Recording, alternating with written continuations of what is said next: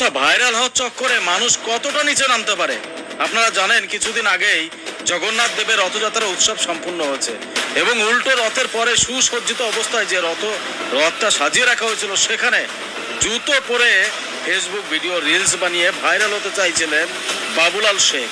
এই বাবুলাল শেখ রথের উপরে জুতো পরে রিলস ভিডিও তৈরি করে সোশ্যাল মিডিয়া আপলোড তো করলেনই, ভাইরাল হলেন, লাইক কমেন্ট শেয়ারও পেলেন, কিন্তু সঙ্গে জুটলো পুলিশের খাড়া। ভিডিও মুহূর্তের মধ্যে ভাইরাল হতেই প্রশাসন তাকে গ্রেপ্তার করে, কিন্তু কিছু শর্তে তাকে জামিন দেওয়া হয়েছে। সেই শর্ত শুনলে আপনি রীতিমতো চমকে যাবেন। প্রথম শর্ত, সপ্তাহে একদিন তাকে থানায় হাজিরা দিতে হবে এবং প্রত্যেক দিন সেই মন্দিরের সামনের রাস্তা তাকে ঝাড়ু দিয়ে পরিষ্কার করতে হবে। এই বাবুলাল শেখ গ্রেপ্তার হওয়ার পরে যা বলছেন তা শুনলে আপনারা রীতিমতো হেসে দেবেন। তিনি বলছেন তিনি জানতেনই না যে এটা সনাতন ধর্মের একটি ধর্মীয় প্রতিষ্ঠান। একবার ভেবে দেখুন, সে ভুল করে কিন্তু অজান্তে নিজের মসজিদে কিংবা কোথাও গিয়ে রিলস ভিডিও বানায়নি, সে বানিয়েছে কোথায় অন্যের ধর্মের একটি রথের উপরে বসে জুতো পরে রিলস ভিডিও বানাচ্ছে। যারা এই ধরনের মানসিকতা নিয়ে চলাফেরা করেন তাদের উদ্দেশ্যে একটা কথা বলি, আপনারা সাবধান হয়ে যান। তার কারণ এই ধরনের কাজ করলে আগামীতে হয়তো আপনাদেরও ঝাড়ু হাতে সনাতনীদের মন্দিরের সামনে ঝাড়ু মারতে হতে পারে। আর কি বললেন তিনি শোনাবো, শুনুন। যে আপনি কেন রথের উপর নাচানাচি করেছেন জুতো পরে? আপনি কি জানতেন না? জানতাম না। কি জানতেন না? জানতাম না যে রথটা তো আমার একটা বুকিং ছিল ফেসবুকে, আমি জানতাম না। হ্যাঁ হ্যাঁ আমি সকলের কাছে ক্ষমা প্রার্থী, সকলে আমাকে ক্ষমা করে দিই। আমার জীবনে এরকম ভুল আমি নেক্সট কোনোদিনই করবো না, কোনো ধর্ম নিয়ে কোনো ভেদাভেদ করবো না। তো বন্ধুরা, ভিডিওটি আপনারা দেখলেন। সোশ্যাল মিডিয়ায় কয়েকটা ভিউ আর লাইকের জন্য মানুষ কতটা নিচে নামতে পারে এটা হচ্ছে তারই প্রমাণ। অন্যের ধর্ম, বিশ্বাস, সামাজিক শ্রদ্ধা কোনো কিছুরই আর কোনো দাম নেই।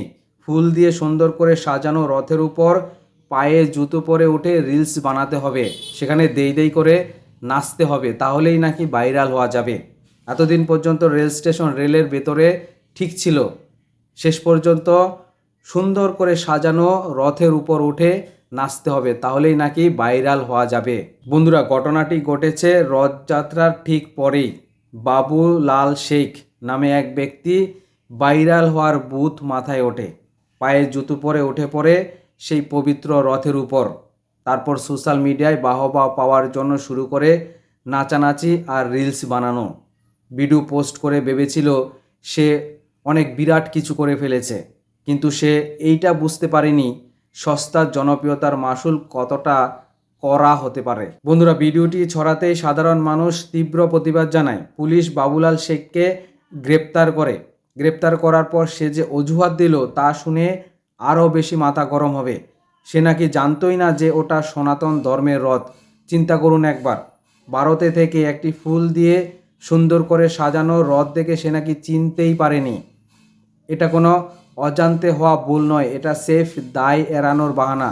ধরে নিলাম সে রথ চেনে না, কিন্তু মানুষের মধ্যে কি সাধারণ সৌজন্য বোধটুকু থাকবে না? রথটাকে ফুল দিয়ে এত সুন্দর করে সাজানো হয়েছে, ওখানে উঠে কি নাচানাচি করার জন্য, রিলস বানানোর জন্য? অন্যের ধর্মীয় অনুভূতিকে সম্মান জানানো তো প্রতিটি নাগরিকের কর্তব্য। নিজের ধর্মীয় স্থানে এভাবে জুতো পরে কি নাচানাচি করতে পারবেন, রিলস বানাতে পারবেন? তাহলে অন্যের ধর্মের বেলায় এত অবহেলা কেন? বন্ধুরা, পুলিশ ও আদালত যে সিদ্ধান্ত নিয়েছে তা একদম সঠিক সিদ্ধান্ত। আদালত তাকে জামিন দিয়েছে কঠোর শর্তে। প্রথমত, তাকে সপ্তাহে প্রতিদিন থানায় গিয়ে হাজিরা দিতে হবে।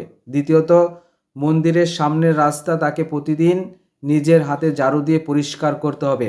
আমি এই সিদ্ধান্তে 100% সমর্থন করি। যাদের মনে অহংকার থাকে তাদের অহংকার ভাঙতে হাতে ঝাড়ু তুলে দেওয়াই সব থেকে ভালো শাস্তি। এর থেকে ভালো শাস্তি আর হতে পারে না।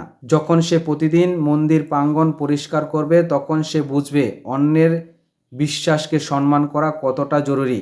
তবে আরেকটু যদি ব্যবস্থা করা হতো, অর্থাৎ পা দুটোকে যদি ভালো করে মালিশ করা হতো যাতে ভবিষ্যতে সে জুতো পরতে না পারে, তাহলে আরও বেশি ভালো হতো।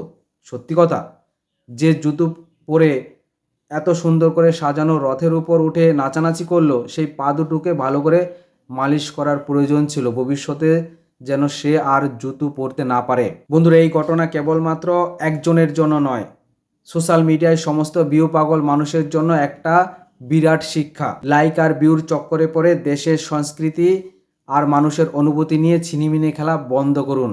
না হলে আজকে বাবুলাল শেখের হাতে ঝাড়ু উঠেছে, কাল হয়তো আপনার হাতেও উঠতে পারে। আদালতের এই যোগ্য জবাবকে আমি সাধুবাদ জানাই। এই বিষয়ে আপনার কি মতামত অবশ্যই কমেন্ট বক্সে কমেন্ট করে জানান। এই কথা বলে আজকের ভিডিওটি শেষ করছি। যদি ভালো লেগে থাকে অবশ্যই আপনারা ভিডিওটিতে লাইক দেবেন আর চ্যানেলটিকে সাবস্ক্রাইব করে সঙ্গে থাকবেন। ভিডিওটি প্রচুর পরিমাণে শেয়ার করবেন যাতে ভবিষ্যতে এরকম ঘটনা দ্বিতীয়বার না ঘটে। ভালো থাকবেন, সুস্থ থাকবেন। জয় হিন্দ, জয় ভারত।